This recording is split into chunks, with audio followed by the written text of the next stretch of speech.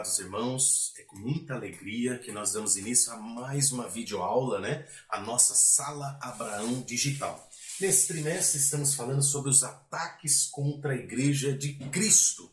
E estamos já na lição de número 9. E hoje vamos tratar de uma palavrinha talvez desconhecida por alguns, E para outros talvez não. Mas vamos falar sobre os desigrejados. É uma palavra esquisita, Então, a sutileza do movimento dos desigrejados. Nós vamos ver o que é isso. Teremos aí a visão e prática desse movimento, a natureza da igreja neotestamentária, como que a igreja primitiva começou. Vamos falar sobre a importância também e a necessidade da igreja atual. Para darmos início, já que vamos falar dos desigrejados, vale ressaltar que ao longo dos anos, das décadas, alguns movimentos e modismos têm adentrado as igrejas, fazem parte da igreja.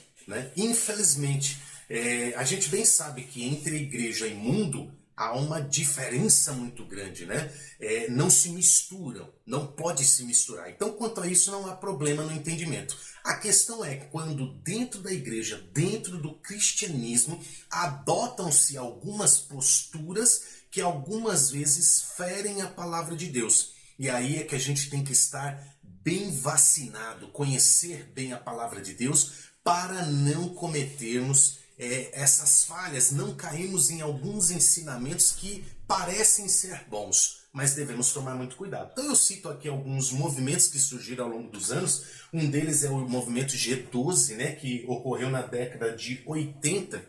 Esse movimento G12 nada mais é do que a criação de igreja em células. Esse apóstolo, por nome César Castellanos, ele é pastor da igreja carismática, Missão Carismática Internacional, e esse apóstolo ele divide a igreja. Ele conta que teve uma revelação e divide a igreja em grupos de 12, onde a partir de agora os cultos serão feitos nos lares. E à medida que vai crescendo esse grupo e chega ao número de 24, divide novamente em 12 em outra casa e assim a igreja vai crescendo. Ocorre que quando você faz uma pesquisa mais aprofundada, e aí eu deixo até para os irmãos depois darem uma pesquisada, um dos sites que eu pesquisei, e deixei esse aqui, se você quiser aprofundar um pouquinho mais, você vai conhecer ali, inclusive, as críticas que o autor faz a esse movimento G12, que é perigoso. Mas não há problema nenhum em ver a multiplicação do reino, sim, mas a ideia inicial e a forma de quem ele copiou esse movimento, ele copia lá da Coreia do Norte, de um pastor chamado Paul Yong-Cho, que é um ecumênico. Então, você começa a estudar a fundo um pouquinho como que surgiu, você tem que levantar uma antena, ficar esperto, tome cuidado o que estão colocando para nós dentro das igrejas. Então, tomemos cuidado. Entre alguns ensinamentos que inicialmente começou a se ensinar nas igrejas, era a batalha e cobertura espiritual, regressão, você fazer a pessoa voltar com seus pensamentos lá atrás, quando é infância, para achar um trauma, para que hoje a pessoa tenha uma vida próspera, tenha a cura, para que ela seja curada de um trauma. Isso normalmente é feito por um parapsicólogo muito bem treinado, capacitado para isso. Então, às vezes, você pega e vai tentar fazer um negócio desse e acaba piorando a vida da pessoa, levando muitas até mesmo a depressão. Então, são assuntos e pontos que eles criam, por exemplo, a teoria do cai-cai, as pessoas que se enchem do poder e caem. Será que está cheia de Deus mesmo? Pode ser que sim, pode ser que não. Então, algumas questões, por exemplo, como quebra de maldição. Então, peraí. Uma vez que Cristo morreu na cruz do Calvário, toda a maldição foi quebrada. E a partir do momento que a pessoa entrega a sua vida a Jesus, não há mais maldição, ela é rompida. Como que agora eu tenho que participar de cultos de quebra de maldição? Eu vou quebrar a maldição da minha... Então ainda há maldição na minha vida? Então há algumas coisas que, à medida que você vai estudando e aprofundando, você vai achando algumas heresias no meio. Então, quer aprofundar um pouquinho mais, pode entrar nesse site. Existe outro movimento também chamado triunfalismo. tanto esse quanto esse aqui, ó, confissão positiva, é aqueles que declaram positivamente, tudo isso vai dar certo. Não, eu declaro a minha vitória, eu não aceito essa enfermidade na minha vida. Não vou dizer que de todo estão errados nesse pensamento. Não, porque a gente tem que ter uma autoestima, a gente tem que pensar realmente positivo, mas a gente não pode viver somente desse lado. Por quê? Tudo que é extremismo é perigoso. Então eu tenho que ter uma vida equilibrada. Eu tenho que olhar para o alvo, prosperar, pensar em ter coisas boas, lutar para isso. Mas quando vier a adversidade, a luta, a enfermidade, eu também tenho que ter consciência e ter uma postura de como lidar com isso. E não achar que por causa dos meus pecados que isso está tudo acontecendo, que nada dá certo para mim. Já esse triunfalismo, que é vitória, conquista, sucesso, né? E também a pessoa que confessa que o que quer ter, eu quero isso, eu determino isso na minha vida, como se encurralando Deus, né? Então são movimentos que surgem e a gente tem que tomar cuidado. Porque a gente tem que servir a Deus não pelo que Ele me dá, mas pelo que Ele é. Na sua essência, pelo amor dele de entregar o seu filho Jesus para morrer por nós. Eu quero ter uma vida de sucesso, mas se eu tiver enfermidades, se eu tiver algum problema, isso não é motivo para eu recusar Deus ou ficar encurralando Deus na parede, de forma alguma. Quem somos nós para contender contra o Criador? Ele é o Criador de todas as coisas. Então existem alguns movimentos, entre muitos outros, e agora a gente quer falar sobre os desigrejados.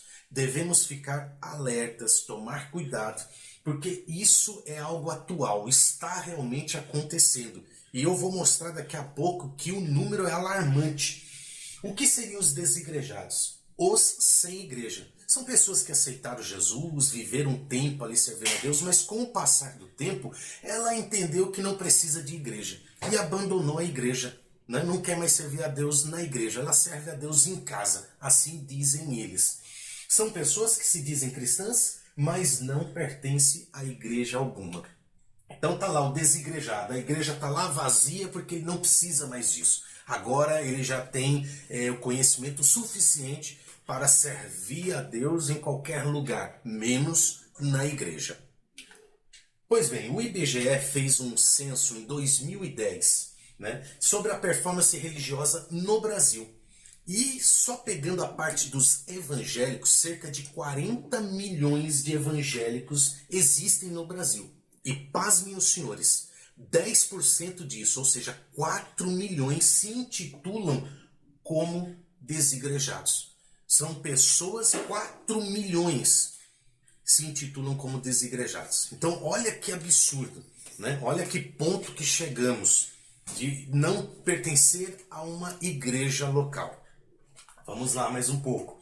Antes você ouvia dizer muito sobre católicos não praticantes. Era normal, né? Ah, você é o quê? Ah, eu sou católica, mas não praticante. E hoje já tem um linguajar para os evangélicos. Evangélico não praticante. Olha que ponto chegamos, né? Ora, se eu sou cristão, se eu sou evangélico, eu caminho para o céu. É lógico que eu sou praticante, eu pratico a palavra de Jesus, a verdade. Mas vamos ver o que pensam, né, esses desigrejados. O texto áureo, ele vai acertar em cheio no tocante aos desigrejados, lá em Hebreus 10, 25, onde ele fala na parte A, não deixando a nossa congregação, como é costume de alguns. Então tá aqui, ó, não deixando a nossa congregação, como é costume de alguns. Então veja que já naquela época alguns já tinham esse costume. Então olha que ponto. Admoestando-nos uns aos outros, e tanto mais quanto vedes que se vai aproximando aquele dia do Senhor. A verdade prática, o movimento dos desigrejados, deve ser visto como um desvio da verdadeira espiritualidade, que é expressa no contexto da verdadeira igreja. Então vamos aprofundar um pouquinho mais nesse ponto.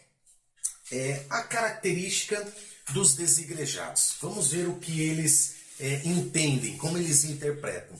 Então existe o anti-institucional. O que é isso? Eles são contra a instituição de igrejas. O templo. Você ter um templo, eles são contra a instituição, por isso anti-institucional. São contra a instituição de igrejas, logo não tem igreja para cultuar. Ou seja, cultuam em casa, numa lanchonete. Tanto é que para eles, no entendimento deles, né, a igreja são eles mesmos, e não está errado, porque nós somos a igreja do Deus vivo. Eu sou a igreja do Deus vivo, o templo do Espírito Santo. Ele habita em nós, você é o templo do Espírito Santo, você é a igreja do Deus vivo, a igreja visível e a igreja invisível. Então veja, eles entendem que o templo não precisa mais estar nele. Não preciso servir a Deus nele. É o anti-institucional. Eles não concordam com isso. E também é o anticlerical, de clero, de autoridade eclesiástica, de pastor. Ou seja, eles não estão debaixo de uma hierarquia religiosa, de um pastor. Então, eu não vou na igreja porque lá vai ter um pastor, e eu não admito estar debaixo de uma autoridade eclesiástica. Não aceito isso, não precisa mais disso. Além disso, eles rejeitam qualquer grau de organização e liderança. A igreja organizacional é uma organização, sim, ali tem o templo, ali tem um líder que é o pastor, ali tem pessoas que trabalham, pessoas que visitam, frequentam, eles não aceitam isso daí, não há mais necessidade para eles sobre isso. O que mais? Alegam também que esse é o modelo da igreja primitiva. E é aqui que daqui a pouco a gente vai refutar, né? Vai mostrar alguns versículos bíblicos que vão contra essa ideia. Alegar que a igreja primitiva não tinha templos. Ora, de fato não tinha um templo. Mas será que o templo é algo tão terrível assim para se servir a Deus? Se fosse, quando Davi quis instituir um templo para Deus, o rei Davi falou, eu vou construir uma casa para o meu Deus. Se fosse algo tão terrível, Deus já pararia na hora, dizendo, não quero um templo para mim. Mas Deus aceitou a ideia de Davi, aquilo que estava no coração de Davi. Deus aceitou, mas disse, não serás tu que vai construir isso, mas o teu filho, porque tu derramaste muito sangue. E ali foi Salomão e construiu aquele suntuoso templo, algo magnífico, e a glória de Deus se manifestou na inauguração daquele templo. Olha que coisa interessante. Então o templo é uma coisa tão horrenda, horripilante assim? Jamais, não é. Então a gente vê já lá em Davi a história do templo. É verdade que na época de Jesus existia também o segundo templo, né, onde as pessoas iam ali para adorar ao Senhor Deus, e eles têm como modelo de que a igreja primitiva, após a morte e ressurreição de Jesus, quando os apóstolos ali, eles começam a pregar o evangelho, eles não tinham ali o modelo de um templo.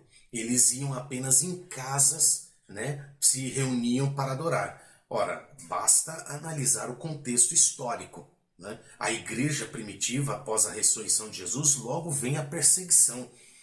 Então eles não tinham realmente um local para servir, eles adoravam a Deus onde? Nos lares, né? Assim você vê quando Jesus, em Atos 1, por exemplo, quando Jesus ascende aos céus, você percebe nitidamente que eles saem dali, vão para Jerusalém, adentram uma casa, num cenáculo, e ali vão orar ao Senhor, todos os apóstolos e algumas irmãs servas de Deus. Então era assim que começou a igreja, realmente em lares, e eles eram perseguidos, né? Se você lê aquele livro As Catatumbas de Roma, é um livro muito interessante para ler, você vê que muitos cristãos serviam a Deus nas catatumbas. Olha só, onde as pessoas eram enterradas, era o lugarzinho que eles tinham para não morrerem, porque não aceitavam um cristão naquela época. Então eles sofriam muita perseguição, então não tinha como ter um templo se o governo era contra, se eles estavam sendo mortos, levados em arenas para sofrerem. Vamos lá. E o pior, eles chamam aqueles que têm um templo para servir a Deus de apóstata. Ou seja, quem vai servir a Deus numa igreja, num templo, são chamados de apóstata, abandonaram a sua fé. Uma igreja de verdade, segundo eles, é quando dois desigrejados se encontram em qualquer lugar. Então, se eu sou um desigrejado, mas eu encontro um outro desigrejado numa cantina, num shopping, por exemplo. Então ali sim é um encontro de verdade da igreja. Eu não vou discordar de que se eu estiver, por exemplo, num shopping e encontrar um outro irmão, eu sou a igreja do Deus vivo lá no shopping. E eu assim entendo que eles também são, não há problema nisso. Mas eu não posso ter essa aversão ao templo, aversão a uma liderança pastoral. E nós vamos ver o porquê, né? A refutação. Então, em Efésios capítulo 1, versículo 22, diz assim: e sujeitou todas as coisas a seus pés, o próprio Deus falando de Jesus, né? E sobre todas as coisas o constituiu Jesus como o quê? Cabeça da igreja. E a igreja é o quê? É o seu corpo. Então nós somos a igreja do Deus vivo. Somos o corpo de Cristo. A plenitude daquele que cumpre tudo e em todos.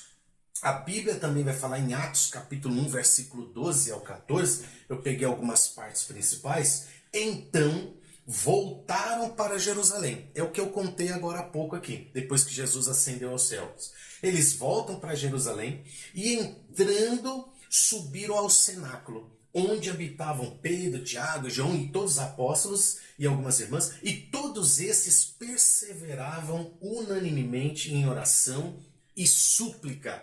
Então olha que interessante, Romanos também vai corroborar com isso. Saudai a Priscila, Paulo falando, saudai a Priscila e a Áquila, meus cooperadores em Cristo Jesus. Saudai também a igreja que está em sua casa. Aí os desigrejados pegam aí, tá vendo? Não tinha templo, tá vendo? Os cultos eram nos lares, então eu estou correto. Mas já expliquei o contexto. A questão da perseguição, do início da igreja, eles alegam que as coisas pioraram a partir do século III, né? Quando Constantino vem e cria a religião oficial da nação, o cristianismo, e aí se instituiu ali uma liderança tal, e criou uma organização. Então eles já discordam daí. Né, partem desse princípio que primitiva não tinha isso no início da igreja primitiva. Vamos lá.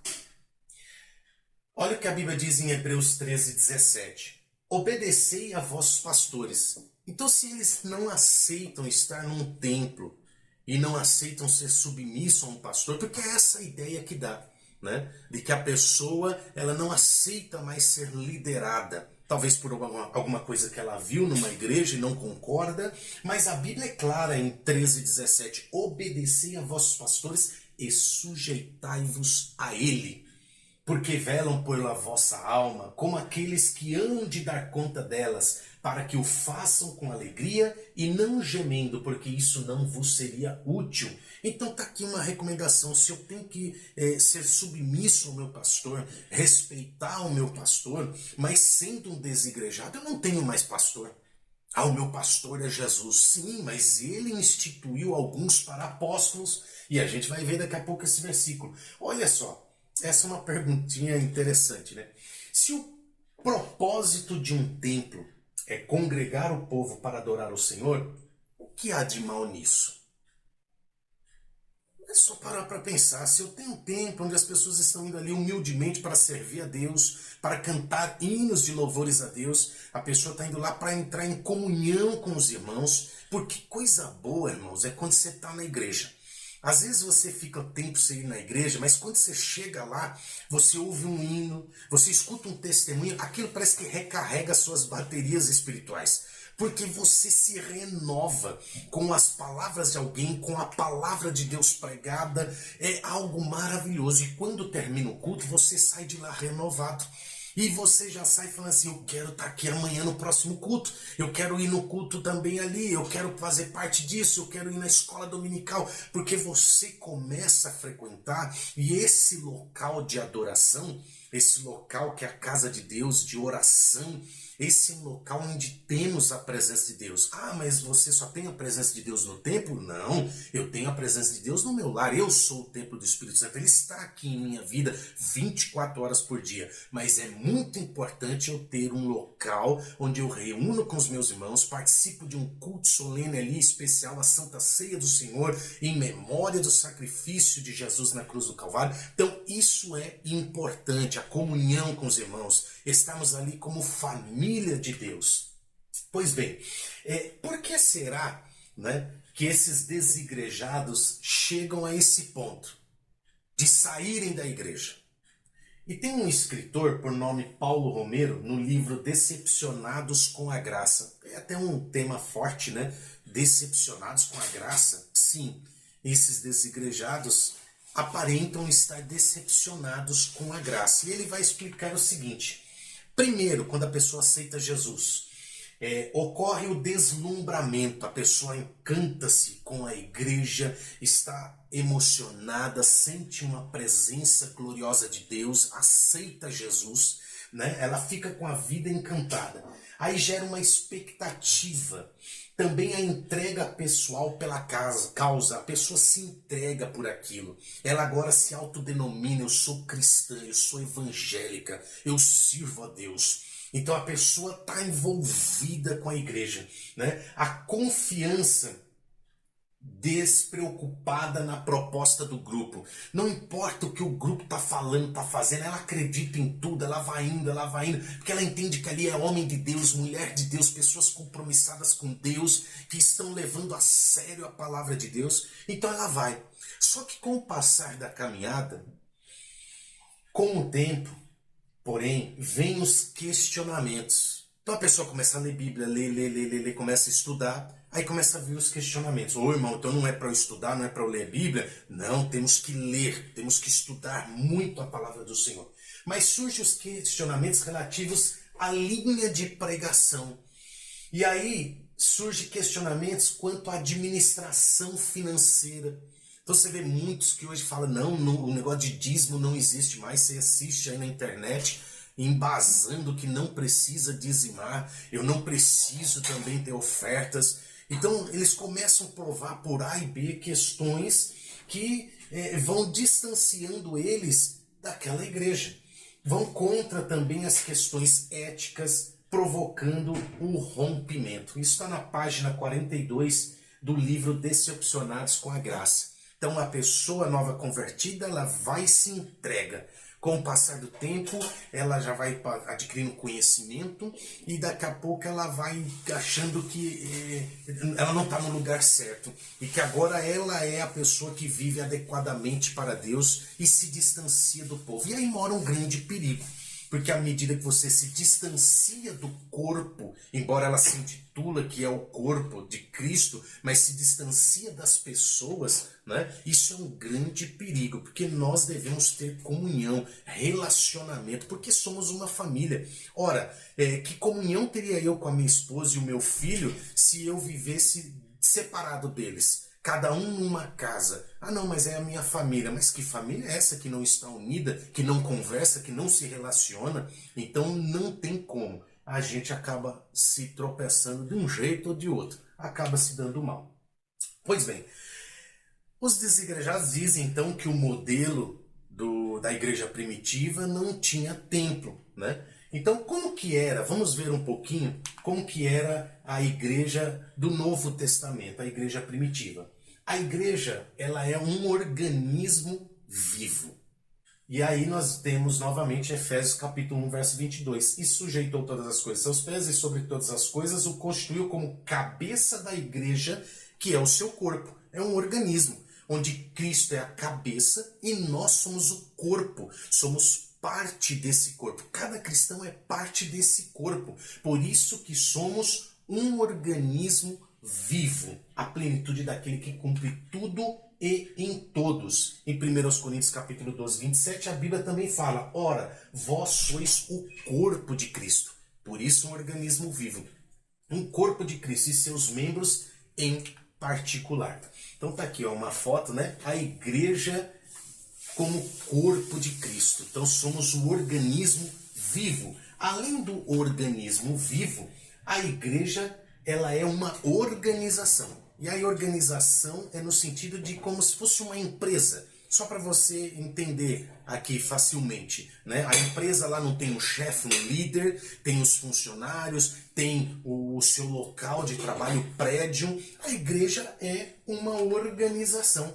Ela é uma organização, sim. E os desigrejados não aceitam isso. né? Eles não aceitam essa institucionalização da igreja. Não existe, queridos, organismo sem organização. Não existe. A igreja, ela é o corpo de Cristo, onde Cristo é a cabeça e nós somos o corpo. Tá, e nós somos imóveis? Olha, um membro depende do outro. Então ela tem que ter organização, temos que ter sincronismo. Senão, não existe, não tem como um organismo viver sem uma organização, né? E aí nós vemos em Efésios capítulo 4, verso 11 e 12. E ele mesmo deu uns para apóstolos. Olha só, peraí, mas então não existe isso na igreja primitiva. Mas está aqui Efésios capítulo 4. Por que Deus instituiu uns para apóstolos, profetas, evangelistas, pastores, doutores? Para cada um ficar na sua casa ali servindo a Deus com a sua família, só isso? Ora, onde esses homens serão usados? Dentro da igreja, dentro de um templo. Mas somente dentro de um templo? Não, nós também temos que sair das quatro paredes e pregar o evangelho. Nós vamos ver isso daqui a pouco. Ninguém vivia isoladamente e da maneira que queria. Como assim? Hebreus capítulo 10, versículo 25, ele diz o seguinte, olha, não deixando a nossa congregação, como é costume de alguns. Logo, ninguém vivia naquela época da igreja primitiva isolado. Ninguém vivia de qualquer maneira a seu bel prazer. Não. Tinha ordem, tinha respeito e tinha uma liderança. Não deixe a vossa congregação, como alguns têm feito. Então já havia essa recomendação. O escritor aos Hebreus já falava sobre isso. Qual que é agora a importância da igreja local? Cristãos se reúnem na igreja local hoje, lá no templo, local onde acontece a integração de novos convertidos. Então nós temos novos convertidos lá, temos crentes antigos, e isso é importante, sim, porque todos juntos formamos uma família. Aos Efésios capítulo 2 e no versículo 19, a Bíblia vai falar justamente isso, que nós somos a família de Deus. Efésios 2,19, a Bíblia diz bem assim, olha, assim que já não sois estrangeiros, nem forasteiros, mas concidadãos dos santos e da família de Deus. Pertencemos a essa família sim. E lá na igreja, irmãos, onde essa família, minha família, tua família, a gente se reúne e forma essa grande família de Deus, é lá que a gente tem a comunhão uns com os outros. E falem a verdade, não é tão gostoso quando você chega na igreja e você saúda o teu irmão com a paz do Senhor, quando você dá um abraço no irmão. Às vezes a pessoa está até triste, mas recebe um abraço e ela se alegra com esse abraço. Isso ajuda, isso fortalece. Ou você está ali, a pessoa te conta o testemunho, a pessoa fala assim, irmão, eu tive um sonho contigo, e aí conta aquele sonho que anima a tua fé, te motiva a caminhar mais, aí você recebe uma oportunidade e o coração queima, você lê um versículo, você canta um hino, adora o Senhor, oferta, dizima, você serve a Deus no templo. Isso é algo especial, é algo que ocorre dentro de um templo. Você tem que voltar a essas práticas, meu amado irmão. Hebreus 10, 24. E consideremos essa comunhão, consideremos uns aos outros para nos estimularmos ao amor e às boas obras. Agora olha a missão dessa igreja. Além do fato de promover adoração lá no templo, de companheirismo, né, comunhão, essa integração é missão da igreja pregar a salvação. Então não basta eu agora falar assim, não, eu defendo o templo, eu defendo que tem que realmente ir adorar a Deus na igreja e ficar por isso mesmo. Não, eu também tenho que pregar o evangelho a todos os povos. Em 1 Pedro capítulo 2 e no versículo 9 a Bíblia diz assim, ó, mas vós sois a geração eleita, o sacerdócio real, a nação santa, o povo adquirido. Para quê? Por que somos tudo isso? Para anunciar as virtudes daquele que vos chamou das trevas para a sua maravilhosa luz. Então é missão da igreja sair das quatro paredes, de dentro das quatro paredes, e proclamar o evangelho a toda criatura. É nossa missão. Mas o fato de eu sair da igreja não me torna um desigrejado. Eu vou cumprir a missão, buscar as almas e trazer à igreja o lugar de comunhão, de servir a Deus, de adorar o Senhor. Nós temos uma outra questão, e eu estou finalizando, que é a igreja pós-pandemia. Tivemos aí quase 2 anos de pandemia, ninguém podia sair, ir para as igrejas, templos fechados, olha que ponto que chegamos. E devido a isso, os pastores, né, e líderes cristãos em geral, eles tiveram que adotar o que? A tecnologia. Tiveram que adotar e fazer os seus cultos e passar na internet para que as crentes, mesmo em casa, tivessem ainda acesso à palavra. Ocorre que com o passar do tempo, a pandemia terminou, agora os templos estão liberados, mas muitos cristãos não querem mais voltar para a igreja. Sim, o Senhor está se tornando um desigrejado. Não tem mais forças de ir para a igreja. Não, agora tá bom aqui, eu ligo o culto, ligo a internet, eu assisto o culto e eu dou glória a Deus, dou glória a Jesus. Olha, meus irmãos, eu não sei os senhores, mas eu particularmente prefiro 1000 vezes estar presencialmente servindo a Deus, adorando a Ele no culto, do que assistir pela internet. Porque em casa não adianta, você se distrai. Você, qualquer coisa, acaba tirando a sua atenção, coisa que lá no templo já não ocorre. Você vai lá, está focado para louvar, para orar, para cantar, para pregar. Você está ali para prestar aqueles momentos, aquele horário para Deus. Então a presença tua no culto, ela é muito importante. Eu coloquei aqui que o grande desafio hoje é voltemos à igreja. Portanto, meu amado irmão, incentive aquele irmão que você conhece, que sabe que faz tempo que não vem à igreja. Vai lá, ofereça uma carona, vai buscá-lo, vai, ajuda, incentiva, traga esses irmãos. Por causa da pandemia, muitos não têm mais forças para voltar. Outros só querem agora saber de servir a Deus pela internet em casa, se tornaram desigrejados. Então, hoje é um problema que os pastores estão enfrentando, né? Que é essa pós-pandemia. Eu coloquei essa foto aqui, eu não sei se dá para visualizar bem, mas isso é um quebra-cabeça de uma igreja. E perceba que uma parte aqui do quebra-cabeça está aqui. Isso talvez é você, meu irmão. E saiba que você está fora hoje como desigrejado, mas o teu lugar continua lá reservado. O teu lugar está lá preparado para você, aguardando a tua família. Portanto, volte, esse é o grande desafio nos dias atuais. Volte para a igreja, converse com o seu pastor e é momento de voltarmos para Deus, servirmos a Deus, trabalharmos para o reino do Senhor. É o que o texto áureo diz, né? Ele é bem incisivo, quando ele diz assim, olha, não deixando a nossa congregação, não deixe, irmão, a tua congregação, jamais. Lute por ela, sirva a Deus, trabalhe, né? Como de costume de alguns, antes admoestando-nos uns aos outros, e tanto mais quanto vedes que se vai aproximando aquele dia. Ora, o Senhor está voltando, portanto, preparemo-nos, estejamos sempre prontos para a volta do Senhor Jesus. Amém, meus queridos irmãos? Que o Senhor Deus te abençoe, te guarde, ajude a sua família mais e mais, para que a minha família, junto com a sua família, possamos servir o Senhor com alegria em nossas igrejas. Amém? Deus te abençoe.